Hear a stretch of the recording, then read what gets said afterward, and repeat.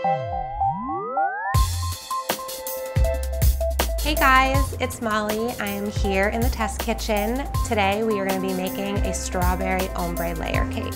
It looks intimidating. Trust me, it is not. We can do this and I'm going to show you how.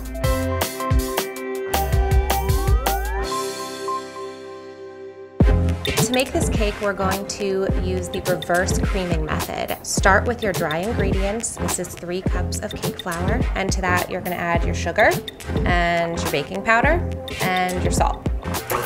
When you reverse cream, you are coating the butter with flour, which kind of waterproofs it. That gives less gluten development and a denser, finer, more refined cake that doesn't dome, that's pretty flat. And to that, you're gonna add your butter. While that's going, I'm going to mix my liquid. So I've got 4 eggs, got 1.25 cups of milk, and some vanilla. I'm gonna whisk that. Now that this is a nice fine crumb, we're gonna add our liquid ingredients. Slowly. Once it's incorporating a little bit, you can add the rest just to make sure that you give it a chance to really get incorporated. So divide your batter evenly between 5 bowls. It's about a little bit more than a cup, maybe like a heaping cup. And once you have that, we're gonna start coloring.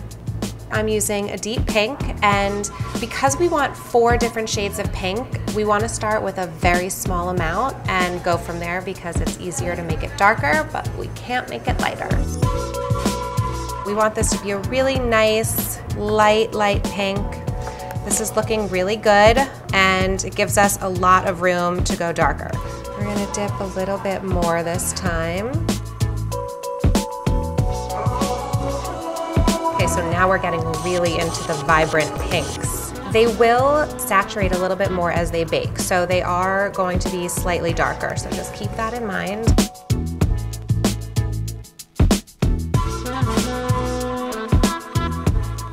Now it's time to get this batter into the pans. The nice thing about this batter is that it's really loose, so you don't have to worry about spreading it. You just have to kind of take the pan and kind of tilt it around. So do this with all of your layers.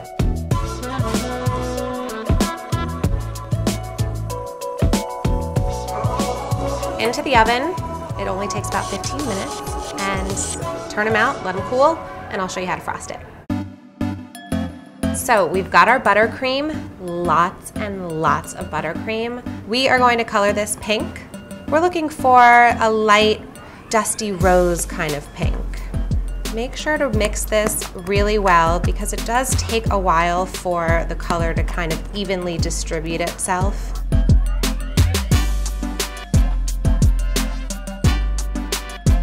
All right, 1 shade darker. Okay, this looks beautiful to me. It is a light pink. It's very subtle, but because of the really bright layers inside, it's kind of nice to have something a little more delicate. Building of the cake. We're gonna start with the darkest layer first. To add a little bit of excitement inside this cake, I mixed in some lemon juice and lemon zest and some strawberry jam. And we're gonna brush a light layer in between each layer just to kind of offset the sweetness of all this rich buttercream and kind of give it a little excitement. In between each layer is about 1 cup of buttercream. I'm using a very handy scooper. We have this beautiful light pink buttercream. We're gonna use an offset spatula and we're gonna spread it really nice and evenly. It is really handy to have a rotating cake stand. It makes your job a lot easier. So with your dominant hand, you can spread the buttercream, and with your other hand, you can rotate the cake stand. Second layer, and some jam.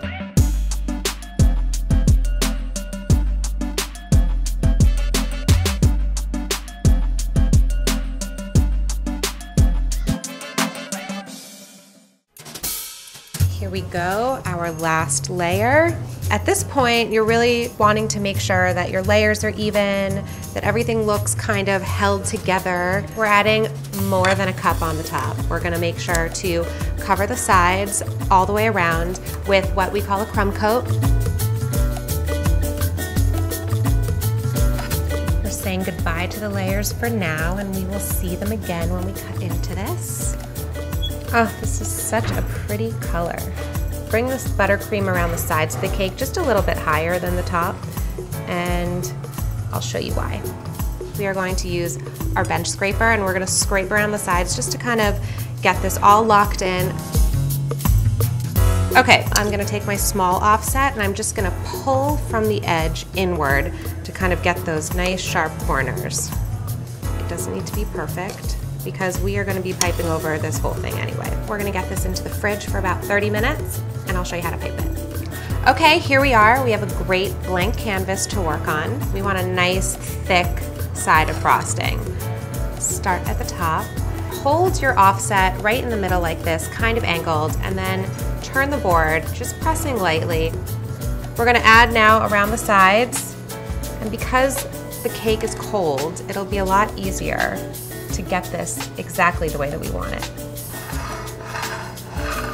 Spin it around until you've got a nice straight edge. Pull from the edge of the cake just to kind of get that nice sharp round edge. Take the rest of your buttercream, fill it with a large petal tip. I'm gonna mark it just slightly with like a little indentation just so I know where I'm going. And here we go. There's our center. So leaning outward, lift, rotate, and again, this is a rose, so it's very natural looking. You want your petals to kind of overlap, and then as they extend and they get bigger, they can get longer.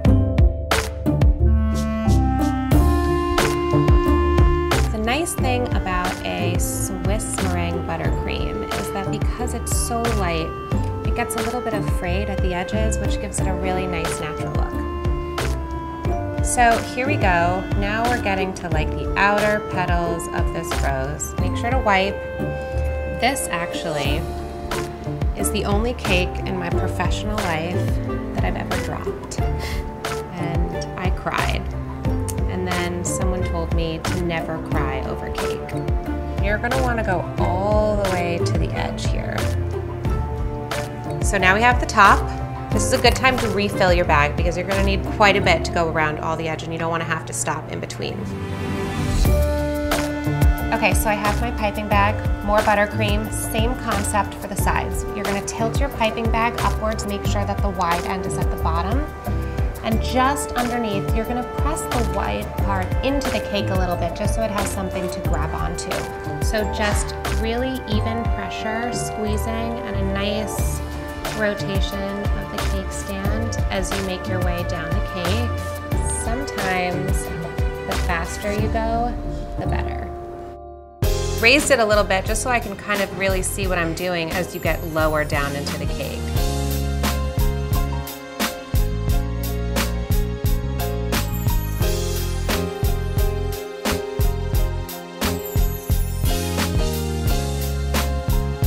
Okay, so actually used every last drop of buttercream that I have, which is great. It is not perfect, but it is beautiful and it's making me pretty happy. Definitely put it in the fridge, let it set before you want to cut it. This is, at this point, pretty delicate, just like a rose. So throw it in the fridge, and once it's cool, you can move it onto a cake stand. Okay guys, here it is. It's beautiful. And knowing that the inside is such an exciting surprise is making me really happy. I can't wait to cut into this.